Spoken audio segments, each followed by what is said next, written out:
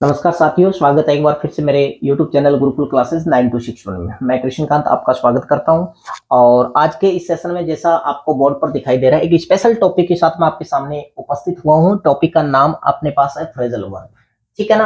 हालांकि यदि मैं बात करूं आपको कि इंग्लिश ग्रामर टॉपिक को लेके मैं जिस सीरीज के अंदर वीडियो आपके सामने अपलोड कर रहा हूं वो है पार्ट ऑफ स्पीच को लेके, ठीक है ना। हालांकि किसी एक साथी का कमेंट आया था मेरे पास बीच में, इसलिए मैं ये वीडियो थोड़ा बीच में लेने की कोशिश कर रहा हूँ, ये फ्रेजल वर्ब समझाने की आपको बीच में कोशिश कर रहा हूँ। उसने कहा कि सर थोड़ा सा फ्रेजल वर्ब के बारे में आप हमें बताइएगा किस प्रकार से पर्सन बनते हैं, फ्रेजल वर्ब को हम किस प्रकार से टैकल करेंगे एग्जाम के अंदर, ठीक है ना। तो वो चीज मैं आपको बताऊँ। हालांकि वो जो साथी है जिसका भी मेरे पास मेरा जो मेरे को फॉलो कर रहा है, वो हालांकि उसको 12th क्लास का एग्जाम देना है, ठीक है ना।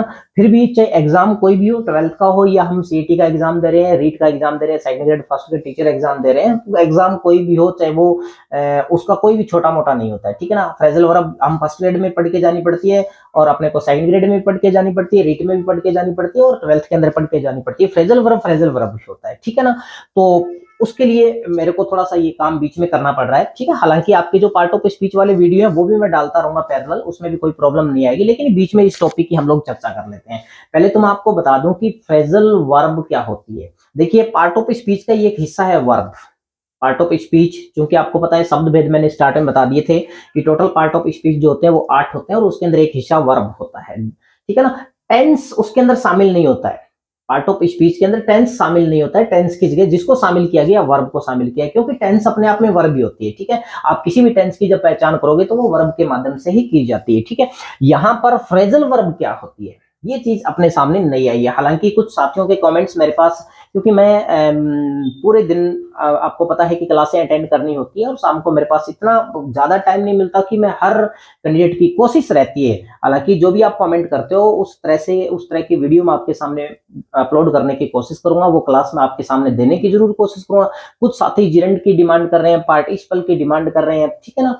तो सारी डिमांड्स धीरे धीरे करके पूरी होती है।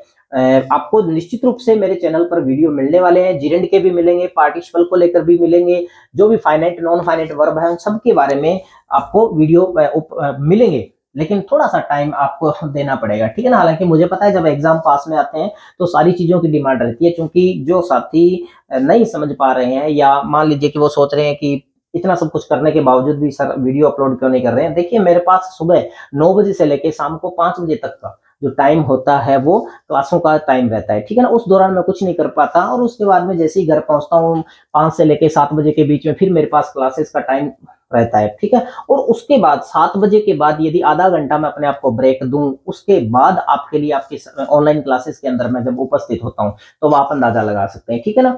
चलिए, फिर भी मैं कोशिश करूंगा आपके जिरेंड के, पार्टिसिपल के, फाइनाइट नॉन फाइनाइट वर्ब जो भी है उनके वीडियो भी आपके सामने उपलब्ध मैं अपलोड करूंगा, उपलब्ध करवाऊंगा, ठीक है। तो यहां हम चर्चा कर रहे हैं फ्रेजल वर्ब की। पहले तो मैं आपको बता दूं फ्रेजल वर्ब क्या होती है, ठीक है। फ्रेजल वर्ब अपने आप में एक शब्द का वो समूह होता है, शब्दों का समूह होता है, ठीक है ना, जिसके अंदर एक या दो या तीन शब्द होते हैं। सीधा सा उसकी कोई अपने से डेफिनेशन नहीं पूछता है। वर्ब होती वर्ब ही है, फ्रेजल वर्ब होती वर्ब ही है, और वर्ब भी कौन सी? Man verb. वर्ब भी कौन सी? Man verb. इसके साथ में, वर्ब के साथ में आपको या तो जुड़ा हुआ जो पद मिलेगा वो मिलेगा प्रेपोजिशन। फ्रेजल वर्ब के साथ में या तो अपने को पद क्या मिलेगा? प्रेपोजिशन, मतलब वर्ब प्लस प्रेपोजिशन। उदाहरण के तौर पर एक मैं साथ में आपको उदाहरण भी देता रहूं। उदाहरण के तौर पर अपने पास शब्द दिया हुआ है PUT, पुट। पुट चूंकि अपने को पता है वर्ब है और इसके साथ में मैंने प्रेपोजिशन लिख दी आउट, तो ये शब्द पूरा क्या बन गया? पुट आउट, ठीक है। हाँ, इसके बाद आपको ध्यान में रखना है, वर्ब तो होगा ही होगा, उसके साथ में आपको दी हुई मिल सकती है एडवर्ब। एडवर्ब जिसको हम क्रिया विशेषण बोलते हैं, ठीक है ना, क्रिया की विशेषता बताने वाले शब्द एडवर्ब। तो वर्ब के बाद में एडवर्ब यदि दिया हुआ मिल जाए और वो शब्द आपके साथ एक ही जगह, अपने पास में एक ही जगह, तो वो भी फ्रेजल वर्ब होती है। गुरुजी इसका कोई एग्जांपल? तो इसका एग्जांपल मैं आपको बता देता हूं। जैसे मान लीजिए आपके पास शब्द दे रखा है कम इन, कम इन, ये इन जो है वो एडवर्ब है।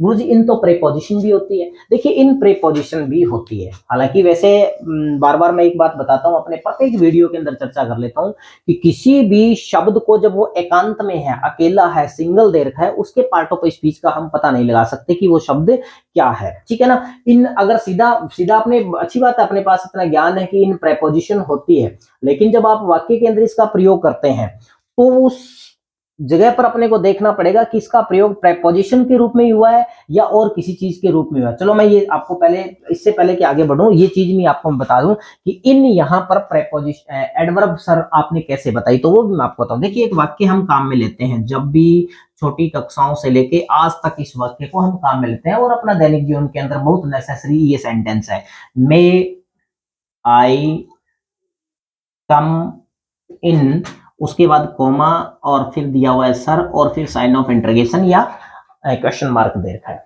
ठीक है ना। अब देखिए वाक्य मे आई कम इन सर, इस वाक्य को हम जब से हमने समझ लिया, स्कूली लाइफ, कॉलेज लाइफ या जो भी है, इस वाक्य को हम बहुत काम में लेते हैं, ठीक है ना। यहां पर इन, ये वाला इन है, ठीक है, कम के तुरंत बाद में इन लगा हुआ है, समझा गई बात है। अब अपना जो प्रश्न था वो क्या था कि इन, गुरुजी ये प्रेपोजिशन है, एडवर्ब कैसे हुई। देखिए इन प्रेपोजिशन होती है लेकिन यहाँ पर एडवर्ब है, क्योंकि मैंने आपको बताया कि शब्द का प्रयोग वाक्य में किस स्थान पर हुआ है, जब तक हम पूरा वाक्य नहीं देखेंगे तब तक ये डिसाइड नहीं कर सकते कि वाक्य के अंदर ये वाला शब्द इसका पार्ट ऑफ स्पीच ये होगा, इम्पॉसिबल है ये, ठीक है ना। चलिए अब देखिए यहाँ पर ये एडवर्ब क्यों है, क्योंकि आपने प्रेपोजिशन पढ़ी है, प्रेपोजिशन हमने पढ़ी है। हालांकि मैंने प्रेपोजिशन को लेके अभी तक कोई भी वीडियो अपलोड नहीं किया, क्योंकि प्रेपोजिशन भी पार्ट ऑफ स्पीच का ही हिस्सा है, स्पीच का ही पार्ट है, शब्द भेद का ही हिस्सा है। प्रेपोजिशन में अगर आपने कभी पढ़ा है कि एक तो प्रेपोजिशन इन होती है और एक प्रेपोजिशन इनटू होती है, जब भी इनको पढ़ना होता है तो इनको कंपेयर, इनकी स्टडी हम लोग करते हैं। इनका प्रयोग कब होता है, इनटू का प्रयोग कब होता है, ये अपने को याद रखना होता है। देखिए इनका प्रयोग होता है जब कोई वस्तु पहले से अंदर हो, जब कोई वस्तु पहले से अंदर हो तो किसका प्रयोग करते हैं, इनका प्रयोग करते हैं। और यदि कोई वस्तु पहले बाहर हो और बाद में अंदर जाए, मतलब गति और स्थान परिवर्तन दोनों हो रहा है, यदि वस्तु पहले बाहर हो और उसके बाद अंदर जाए तो किसका प्रयोग होता है, इनटू का। समझा गई बात। इन का प्रयोग वस्तु पहले से अंदर हो और इनटू का प्रयोग जब वस्तु पहले बाहर हो और बाद में अंदर जाए। अब यहां पर आइए आप इस वाक्य के अंदर, इसमें आप पहले बाहर हैं और आप अंदर जा रहे हैं, समझा गई बात। आप अंदर जा रहे हैं, अंदर जा रहे हैं, यदि प्रेपोजिशन होती तो क्या होती, इनटू। इसका तात्पर्य यहाँ पर इन प्रेपोजिशन नहीं है, ये कम जो आपके पास वर्ब दे रखी है इस वर्ब की विशेषता बता रहे हैं। कम जो वर्ब दे रखी है इसकी विशेषता बता रहा है, और वर्ब की विशेषता बताने वाला शब्द क्या होता है गुरुजी, वो एडवर्ब होता है। समझा गई बात। तो ये यहाँ पर वर्ब के तुरंत बाद में एडवर्ब यदि आ जाती है, देखिए ये जो कम इन है वो भी फ्रेजल वर्ब है, पुट आउट है वो भी फ्रेजल वर्ब है, ठीक है। इसके अलावा तीसरी जो फ्रेजल वर्ब बनने वाला जो शब्द होता है, जो संभावना होती है, वो क्या होता है मैं आपको बता देता हूं।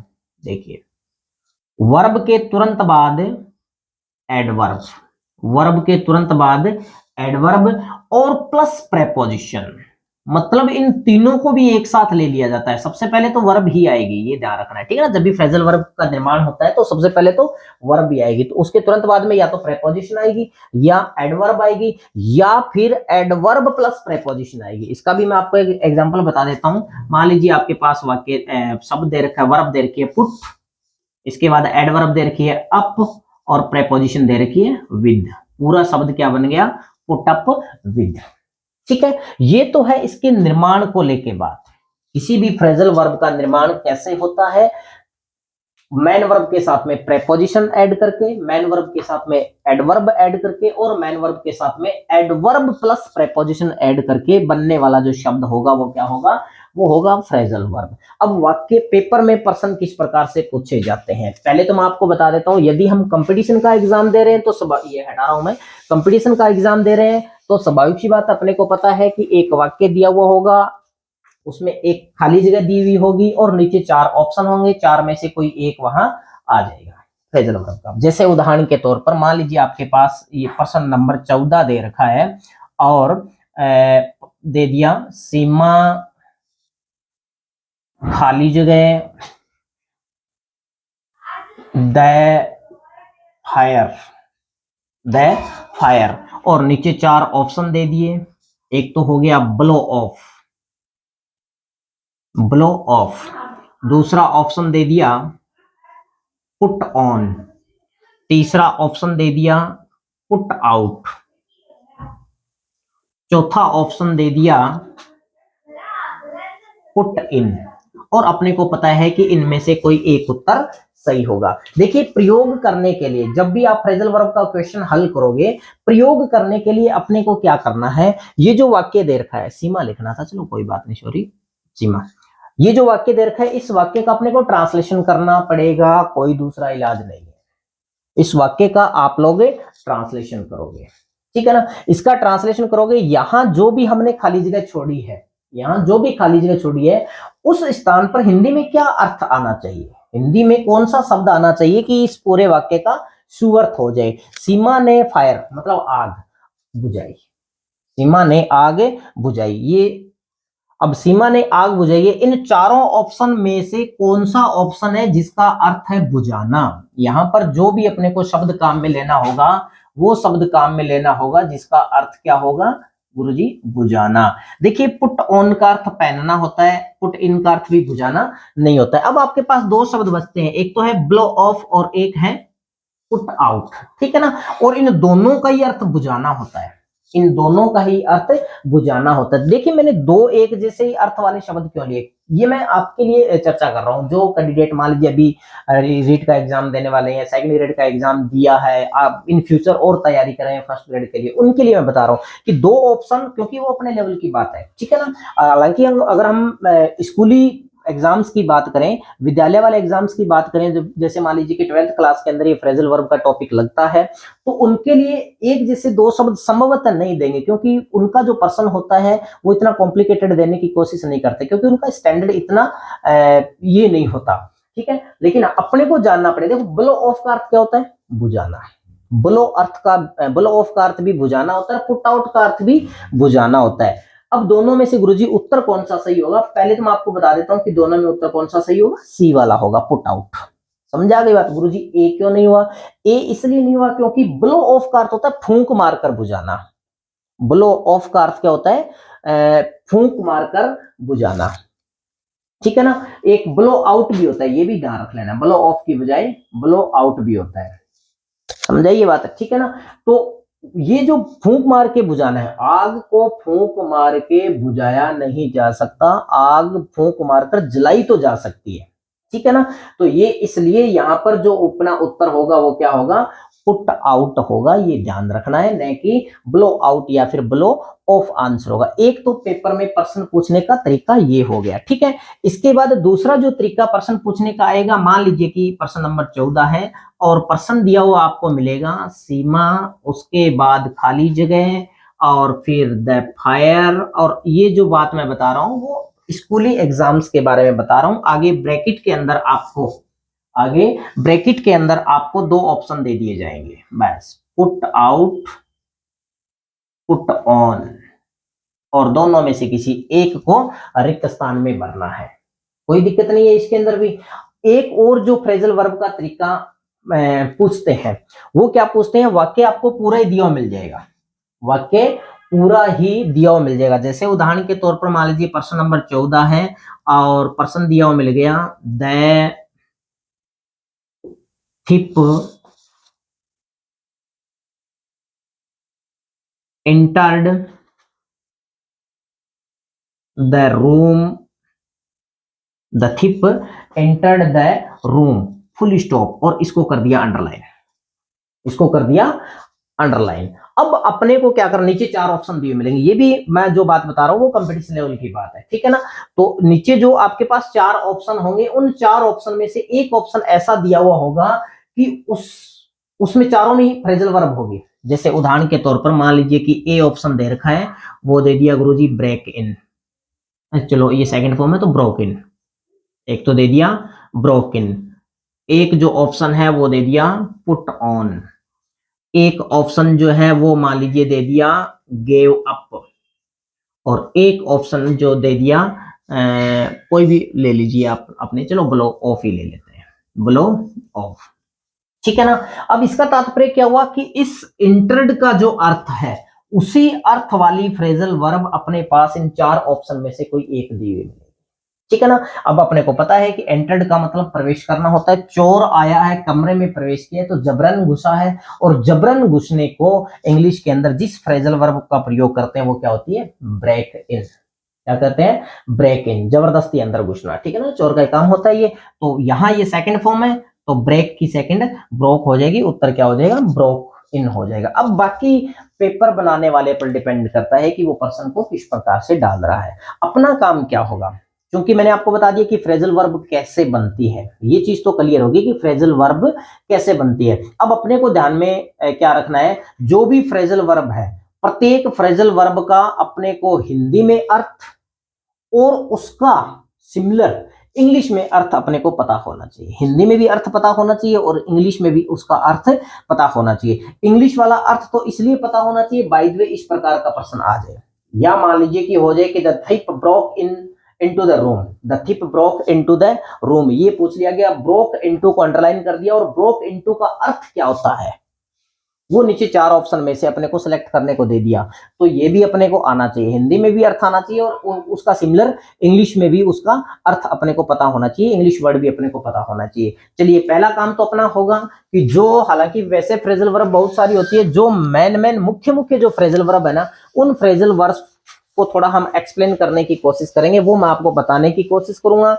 बढ़िया बात तो यही रहती है कि जो मैं आपको बताऊं, और जिस भी एग्जाम में हम लोग बैठने वाले हैं, यदि उस एग्जाम के अंदर उन्हीं में से आ जाए वो तो सोने पे सुहागा है। बाकी देखिए ये जो टॉपिक जो होता है ना, वो थोड़ा सा सेल्फ स्टडी का होता है, क्योंकि इसके अंदर अपने को याद करना है, इसमें कोई भी नियम नहीं होते हैं। ठीक है ना। चलिए नियम एक और मैं आपको बता दूं, नियम इतना ही ध्यान में रखना है कि वाक्य के अंदर मान लीजिए कि वाक्य पास्ट टेंस में लिखा गया है, तो चूंकि ये वर्ब ही है, जब भी आप फ्रेजल वर्ब का यूज करोगे तो उस वर्ब को, उस फ्रेजल वर्ब को भी पास्ट टेंस में ही यूज करोगे, ये ध्यान रखना है। ठीक है ना। जैसे हम करेक्ट फॉर्म ऑफ वर्ब भरते हैं टेंस के टॉपिक में, जब हम करेक्ट फॉर्म ऑफ वर्ब भरते हैं तो वैसे ही अपने को ध्यान में रखना है, यदि आपका सेंटेंस पास्ट टेंस में है तो फ्रेजल वर्ब भी पास्ट टेंस में भरी जाएगी। यदि आपका वाक्य पैसिव वॉइस में है तो फ्रेजल वर्ब को भी अपने पैसिव वॉइस में ही भरना पड़ेगा। और पैसिव वॉइस में फ्रेजल वर्ब भरने का मतलब, जो फ्रेजल वर्ब के अंदर वर्ब काम में ली जा रही है उसकी अपने को थर्ड फॉर्म ही काम में लेनी है। क्लियर। चलिए मैं स्टार्ट करता हूं। जो इंपॉर्टेंट वर्ब्स है, फ्रेजल वर्ब्स हैं, उनको लेके पहली मैंने वर्ब लिखी है ब्रेक। पहली वर्ब जो लिखी है वो है ब्रेक। ठीक है। वैसे ब्रेक का अर्थ होता है तोड़ना, ब्रेक का अर्थ क्या होता है, तोड़ना या रोकना भी होता है। ठीक है।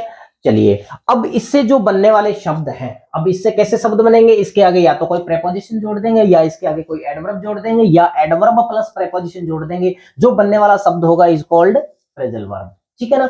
चलिए मैं पहला शब्द, बहुत ही आसान आसान शब्द, ज्यादातर एग्जाम के अंदर यही काम में लिए जाते हैं। क्योंकि मैं आपको बता दूं कि तकरीबन 2007 के बाद या 2006 के बाद से लेके आज तक के इंग्लिश रिलेटेड तकरीबन मैं ज्यादा नहीं तो 15 कंपटीशन एग्जाम में बैठा हूं, और 15 कंपटीशन एग्जाम के अंदर जो फ्रेजल वर्ब, मतलब यदि टॉपिक उसके अंदर इंक्लूड है, तो जो फ्रेजल वर्ब का टॉपिक पूछा गया है उसके आसपास जो भी वर्ब्स है, फ्रेजल वर्ब जो पूछी गई है या पूछी जा सकती है, वही मैं यहाँ पर चर्चा का विषय बनाने वाला हूँ। ठीक है। हालांकि पूछने को कुछ भी पूछ सकते हैं, लेकिन फिर भी कोशिश मेरी यही रहेगी कि मैं जो ज्यादातर इंपॉर्टेंट रहेगा वो ही मैं चर्चा का विषय बनाऊंगा। चलिए पहली ब्रेक को लेके जिस फ्रेजल वर्ब का मैं कंस्ट्रक्ट कर रहा हूँ, निर्माण कर रहा हूँ, वो शब्द है, इसके अंदर मैंने प्रेपोजिशन जोड़ दी डाउन।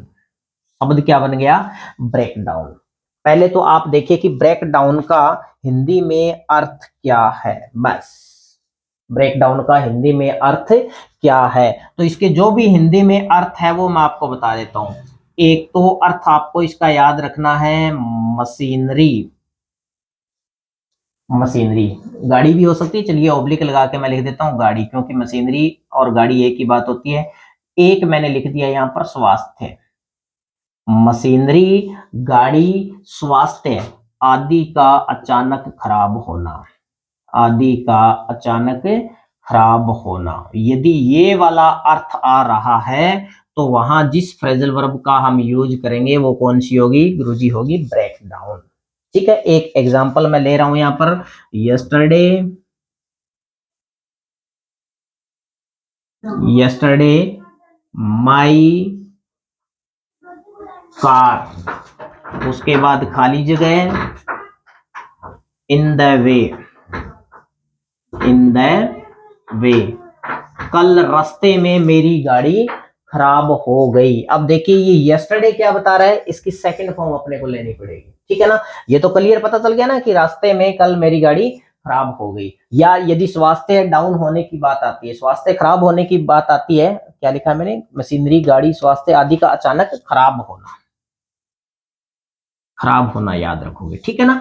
स्वास्थ्य खराब हो गया तो भी ब्रेकडाउन काम में लेंगे, गाड़ी खराब होगी तो भी ब्रेकडाउन काम में लेंगे, मशीनरी खराब होगी तो भी ब्रेकडाउन। जैसे उदाहरण के तौर पर द लास्ट डे या फिर the last morning the Chetak express train engine broke down.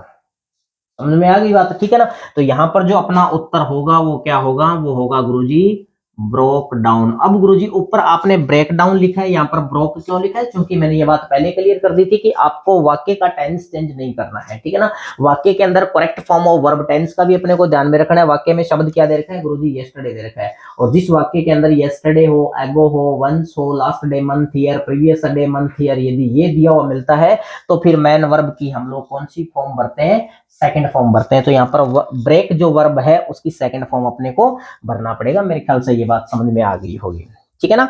Break down हो जाएगा। इसके बाद अगली जो फ्रेजल वर्ब मैं बता रहा हूं ब्रेक को ही लेके, चलिए ये मैंने लिख दिया ब्रेक। एक तो है ब्रेक इन और एक होता है ब्रेक इनटू।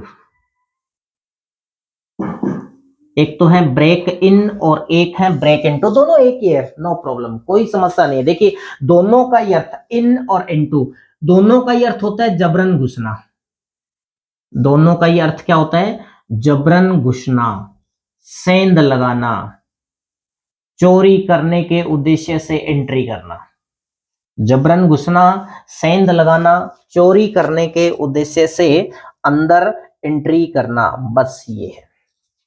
जब भी आपके प्रश्न में आप दिए गए वाक्य के अंदर आपको ऐसा महसूस हो कि इसके अंदर कोई व्यक्ति जबरदस्ती घुसा है, जैसे बैंक के अंदर लुटेरे, बैंक के अंदर चोर, घरों के अंदर चोर, ठीक है, यदि वो जबरदस्ती घुसे हैं, चोरी करना उद्देश्य ही होता है जबरदस्ती घुसने का, तो फिर वहां पर सेंध लगाने और जबरदस्ती घुसने के लिए आपको कौन सी प्रेपोजिशन काम में लेनी होगी, break in, break into, break in, break into. अब गुरुजी ब्रेक इन कहां काम में लेंगे, इनटू कहां काम में लेंगे, मैं आपको बताऊं। देखिए यहां पर इन जो है, इन जो है वो एडवर्ब का काम कर रही है, इनटू जो है वो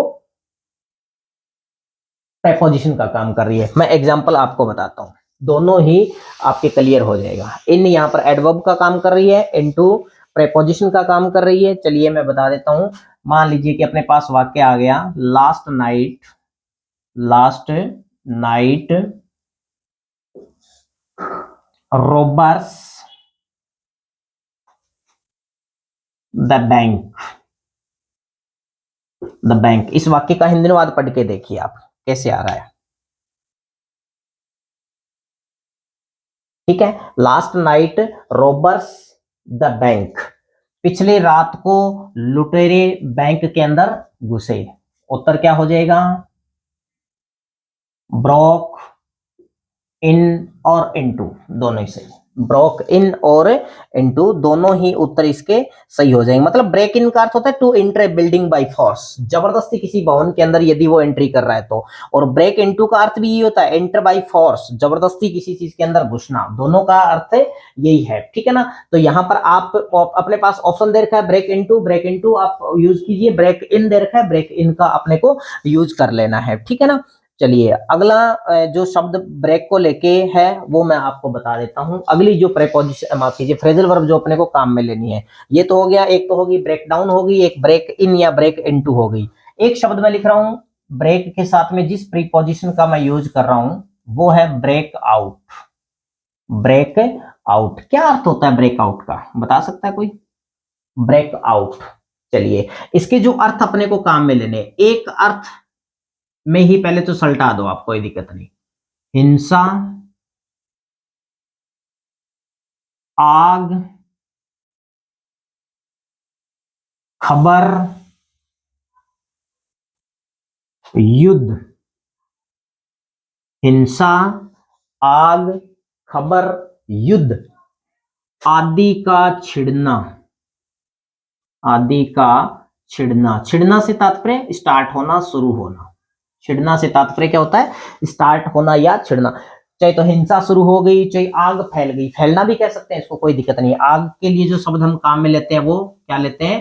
फैलना। आग और खबर के लिए फैलना शब्द काम में ले ले, कोई दिक्कत नहीं है, ठीक है ना। खबर छिड़ना थोड़ा सा यूं शाब्दिक रूप से देखा जाए तो थोड़ा उटपटा सा लग रहा है, ठीक है ना। तो आग का फैलना, खबर का फैलना, युद्ध का छिड़ना, हिंसा का भी छिड़ना या हिंसा का फैलना एक ही बात होती है। एक चीज और यदि इसमें जोड़ दे तो भी सही है, बीमारी, जैसे कोरोना फैल गया, ठीक है ना, तो बीमारी का भी फैलना इसके अंदर ही शामिल है। क्लियर सी बात। एक एग्जांपल ले लेता हूं मैं। मान लीजिए आपके पास वाक्य दे रखा है, द सेकंड, गुरुजी ये सेकंड के पहले द क्यों लगाया? तो ये ध्यान रखना, हालांकि हम लोगों ने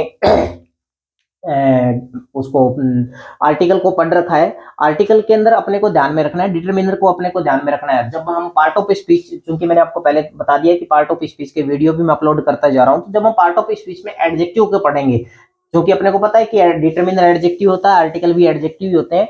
तो जब हम लोग आर्टिकल को, पीछे की वीडियो में जाके देखना आप, कोई भी आपके पास यहाँ पर संख्यावाची शब्द यदि दिया मिल जाए और वो भी कर्म वाला, जिसके अंदर आपको ऑर्डर का पता चल रहा हो, first, second, third, fourth, fifth, ठीक है ना, ऑर्डर का पता चल रहा हो, तो उसके ठीक पहले आपको द आर्टिकल का प्रयोग करना है। जैसे उदाहरण के तौर पर मान लीजिए कि अपने पास शब्द दे रखा है नेक्स्ट, क्या दे रखा है? नेक्स्ट। और नेक्स्ट शब्द से अपने को किसका पता चल रहा है? ऑर्डर का पता चल रहा है, ठीक है ना। नेक्स्ट यहाँ पर क्या है? नेक्स्ट यहाँ पर एडजेक्टिव ही है, ठीक है ना। तो इसके पहले अपने किसका प्रयोग करेंगे? द आर्टिकल का प्रयोग करते हैं। चलिए इस वाक्य को पूरा कीजिए। द सेकंड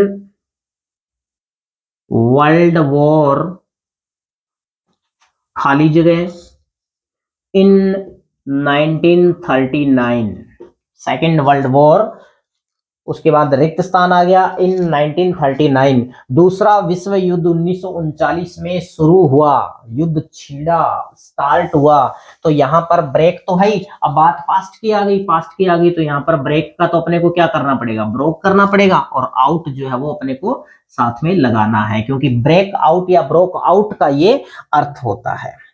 हो जाएगा, कोई दिक्कत नहीं है। चलिए अगले प्रेपोजिशन ब्रेक को ही लेके इसको मैं हटा देता हूं, ये समझ में आ गया होगा। अगले जो प्रेपोजिशन है फ्रेजल वर्ब, जिसमें ब्रेक के साथ में जो शब्द मैं काम में ले रहा हूं, देखिए मैं दो पैरेलल शब्द बता रहा हूं। एक तो मैंने यहां पर लिखा है ब्रेक, सॉरी, शब्द लिखा है ब्रेक अप, और एक मैंने शब्द लिखा है ब्रेक विद। एक तो ब्रेक अप और एक ब्रेक विद, ठीक है ना। ये दोनों एक साथ क्यों लिखे हैं? क्योंकि ब्रेकअप शब्द जब हम लोग काम यूज में लेते हैं, ब्रेकअप, ठीक है ना, उसका अर्थ और ब्रेक विद का अर्थ जो है वो देखिए किस प्रकार से इन दोनों शब्दों का अर्थ अपने सामने पेश होने वाला है। पहले मैं ब्रेक विद का अर्थ बताता हूं। ब्रेक विद का अर्थ होता है झगड़ा करना। क्या होता है? एक तो झगड़ा करना, और एक इसका अर्थ होता है संबंध विच्छेद करना। क्या अर्थ होता है? संबंध विच्छेद करना, दोस्ती आदि समाप्त करना। अब आप सोच के देखिए, ये मैंने इसलिए दोनों को एक साथ में लिखा है, संबंध विच्छेद करना या दोस्ती आदि समाप्त करना। ये भी मैं लिख सकता हूं यहां पर, दोस्ती आदि समाप्त करना। और ब्रेकअप का अर्थ क्या होता है? ब्रेकअप का अर्थ होता है डिस्पर्स करना, किसी भी चीज को समाप्त होना। ब्रेकअप का अर्थ क्या होता है? समाप्त होना। ये थोड़ा ध्यान दोगे आप। ब्रेकअप का अर्थ होता है समाप्त होना, और ब्रेक विद का अर्थ या तो झगड़ा करना होता है या संबंध विच्छेद करना होता है। कोई भी एक एग्जांपल ले लेते हैं, ठीक है ना। जैसे मान लीजिए आपके पास वाक्य दिया हुआ है, देयर मैरिज, चलिए इतना ही लिख लीजिए, और आगे ब्रैकेट में दे रखा है ब्रेक। अपने को ब्रेक से फ्रेजल वर्ब तैयार करनी है। There marriage, there marriage. जब आप इसको करोगे, देखिए ब्रेक अप लगाओगे या ब्रेक विद लगाओगे, इसमें ब्रेक विद का प्रयोग नहीं होगा।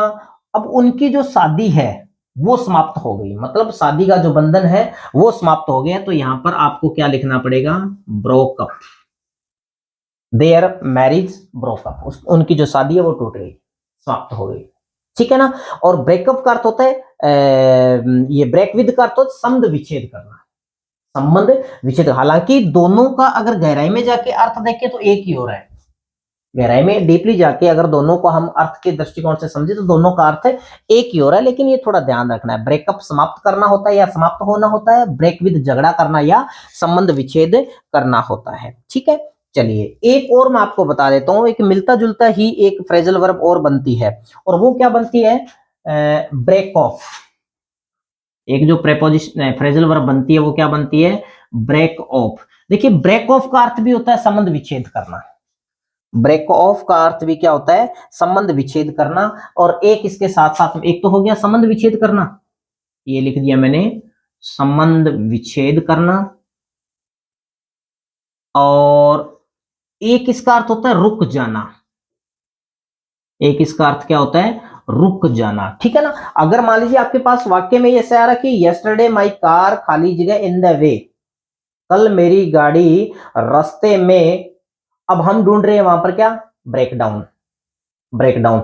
अगर मान लीजिए कि ब्रेक डाउन नहीं दे रखा है वहां पर, ब्रेक डाउन वहां पर नहीं दे रखा ऑप्शन, तो फिर हम कहां पर चले जाएंगे, ब्रेक ऑफ पर चले जाएंगे। समझाइए बात, वहां फिर अपने को ब्रेक ऑफ पर जाना होगा। ये भी क्लियर हो गया। ये रास्ते के अंदर किसी गाड़ी आदि का रुक जाना, संबंध विच्छेद करना, संबंध विच्छेद करने के लिए ब्रेक विद भी होता है और ब्रेक ऑफ भी होता है। चलिए ब्रेक से संबंधित, ब्रेक से बनने वाली एक फ्रेजल वर्ब मैं आपको और बता रहा हूं, और वो है ब्रेक अवे। बहुत इंपॉर्टेंट है ब्रेक अवे। चलिए कैसे इंपॉर्टेंट है, सीधे अर्थ पर चले जाइए। ब्रेक अवे का अर्थ क्या होता है, ब्रेक अवे का इंग्लिश में अर्थ होता है एस्केप। ब्रेक अवे का इंग्लिश में जो अर्थ होता है वो एस्केप होता है। एस्केप का अर्थ वैसे होता है बच के निकलना, ठीक है ना। यहां पर एस्केप, आप किसी के चंगुल में थे और छुड़ा के भाग गए, ठीक है ना। तो इसका जो हिंदी में अर्थ बनेगा वो क्या बनेगा, किसी के चंगुल से या किसी कैद से अचानक छुड़ाकर भाग जाना, छुड़ाकर भाग जाना, ये ध्यान रखोगे। ब्रेक अवे का अर्थ क्या होगा, कैद से अचानक भाग जाना या किसी के चंगुल से अचानक छुड़ाकर भाग जाना, ये ब्रेक अवे का अर्थ होता है। जब आप वाक्य को ट्रांसलेट करके देखोगे उत्तर को करने के लिए, यदि आंसर आ रहा है कि कोई कैदी है, कोई व्यक्ति है, पुलिस से छुड़ा के भाग गया, जेल से फरार हो गया, तो वहां पर किसका प्रयोग करना पड़ेगा आपको, ब्रेक अवे का प्रयोग करना पड़ेगा, ठीक है ना। तो ब्रेक को लेके कुल मिला के जो मैन जितनी फ्रेजल वर्ब बन सकती है वो इतनी ही है। और बाकी देखिए जैसे मैंने आपको स्टार्ट में कह दिया कि शब्दों की कोई कमी नहीं होती है, शब्द बहुत सारे होते हैं और भी बहुत सारे ब्रेक से बन सकती है, लेकिन इंपॉर्टेंट मेरे दृष्टिकोण से इतनी है। और अब नेक्स्ट अगले किसी और वर्ब की बनने वाली फ्रेजल वर्ब के साथ मैं अगले सेशन में आपके सामने उपस्थित होऊंगा। तब तक के लिए नमस्कार। आप वीडियो को लाइक करते रहिएगा, शेयर कीजिएगा, अपने दोस्तों को भी इस चीज का फायदा मिलना चाहिए। और यदि चैनल को सब्सक्राइब नहीं किया तो सब्सक्राइब कीजिएगा। नई उम्मीद के साथ, नए जोश के साथ एक बार फिर अगले सेशन में आपके सामने उपस्थित हो रहा हूं। जय हिंद।